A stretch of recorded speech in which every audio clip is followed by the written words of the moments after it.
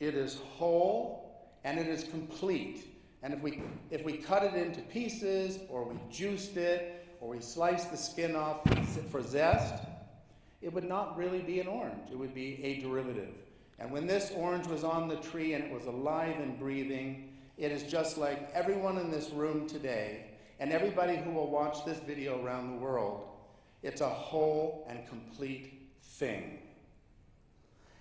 Dr. Martin Luther King understood that. And I'm going to give you a very short quote, which I consider to be deeply moving, and I think you will too. He said, "There is a creative force in this universe that works to bring the disconnected aspects of reality into a harmonious whole." And I see some people in this audience who I play music with, because I play the saxophone in some bands. And when you play music, you know exactly what I'm talking about. And you may have your favorite songs, and you know that that's true. So I'm going to end with a call to action on MLK Day 2019. Next slide, please. At the bottom there, you'll see the launch of the HIP 2020 Health Innovation Challenge, a call to action. We are calling from this moment on organizations, communities, and individuals to step forward and show how they are improving health outcomes in our communities.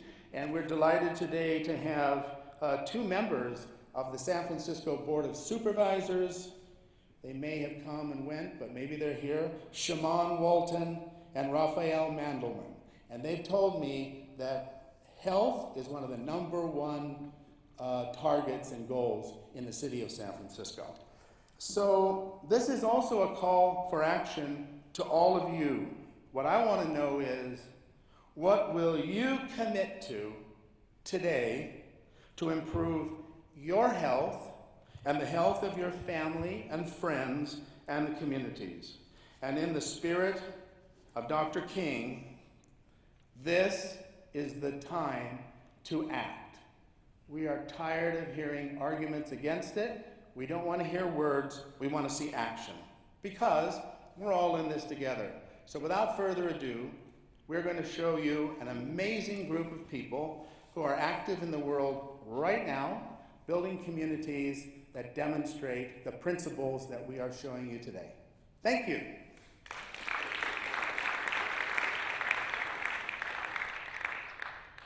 And now, the Episcopal Diocese of California presents a moral argument for healthy communities. Please welcome Reverend Eric Metoyer. Good afternoon, friends. Good afternoon and welcome. A moral argument. I'm thinking of how to do this in less than 5 or 6 PhD theses. But I want us to consider something as simple as this. Do unto others as others will have done unto you. The golden rule. It stretches across many traditions. The sum of duty, do not unto others as you would have them do unto you. Or, for none of you is a believer until he decides his brother is that which he decides for his brother is that which he desires from himself. Or, what is hateful to you, do not do to your fellow man. This is the sum of the entire law. The rest is commentary. How we treat each other is crucial as we try to build community. When Dr. King speaks about beloved community, he speaks about our connectedness with one another, an idea that we are connected beyond family. And if you ever wondered what that connectedness looks like, think about Thanksgiving at your house. Why do you keep inviting your cousin with the bad jokes? Because he's part of family, he's part of our community. And that probably goes double for the aunt with the really incredible looking green bean casserole with the little white marshmallows on it. Not big in my house, although I happen to like it myself. These are the things that make community because we reach out beyond ourselves and connect. This is our beloved community. And because we are connected because we don't do harm unto others, we build a stronger community. So why the healthy community? We connect because we are related. We connect because we are stronger together than we are apart. I took a brief look at some statistics for the city and county of San Francisco from the state of California. We sit below many of the statistics for that harmful things, but we're still very high. 12% of our children live below the poverty line. We are above the line for suicide, for deaths due to liver disease, and for deaths due to drug addiction. These are things that we can change by being involved in our communities. And in our shared communities, this is our argument, we will help each other, we step outside of each other. I want to have us consider this. Dr. King spoke about the beloved community as being the spirit of love that transforms oppressor into friends, and it brings a miracle into hearts of people. Let us be those people who bring miracles and be people who bring love into our community. I thank you so much for being here. God bless you.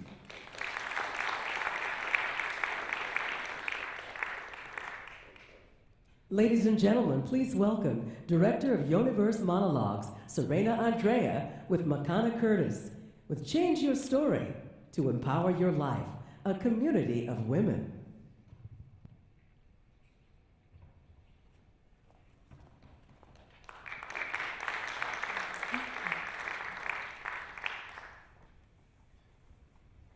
Human beings need hope to live into imaginative and healthy worlds. And the truth is, human beings have been telling stories for 15,000 years. It's the way that we make meaning out of our complex human experiences. We tell stories about what we love and what we've lost, about our dreams and the reality that meets us. And in times of great disturbance like now, we need good storytelling more than ever. Indigenous people all over the world, including our ancestors, have used storytelling to gather communities together. These stories to open our minds and our hearts so that we can actually live into a world that includes our compassion and our understanding. I have one of those stories with me today. They say a long, long, long time ago, the forests were healthy and vibrant, full of all manner of plants and animals, swimmy ones, four-legged ones, creepy, crawly, and hoppy ones. And then one day, it stopped raining. And as the earth grew dry and arid, an angry wind began to blow. It took just one spark for that fire to grow bigger and bigger. It destroyed whole forests. It destroyed homes, and it destroyed beloved communities. And as the smoke and destruction grew high above, there was one small bird watching from above. As she cried her tears of compassion, she also got into action. She flew to a lake nearby and dove into the water and gathered as much water droplets in between her tiny little feathers as she could. And then she flew back to the raging fire and shook all the water. And then she flew back to the lake, diving in deep, collecting water droplets in her feathers, and flying back and shaking all over the fire. We know that it's going to take more than one little bird to put out the fire that's raging in our communities and in our world.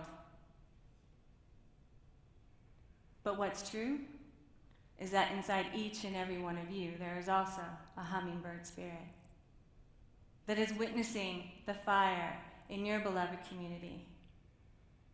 And we need you to join us in diving into your pool of compassion, wisdom, and personal experience, and bring it back to douse the fire.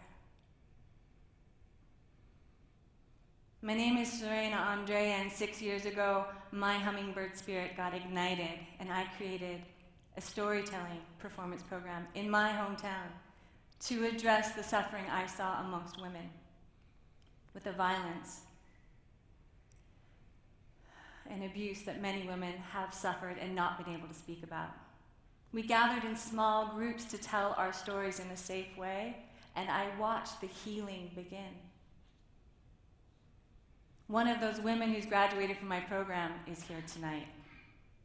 She came confused about her identity, unable to create a world that she wanted to live into, adopted to 12 children in a family where half of the children had brown skin and half of them had white, growing up in a white community where she didn't see an empowered Black African American woman.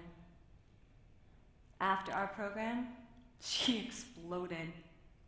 No longer clinging to the story of what she didn't have, she was reaching forward into an authentic story that she was creating in her own life. She has gone on to share her dance and her spoken word in our community, inspiring women of all colors. Please welcome the one and only Makana Curtis.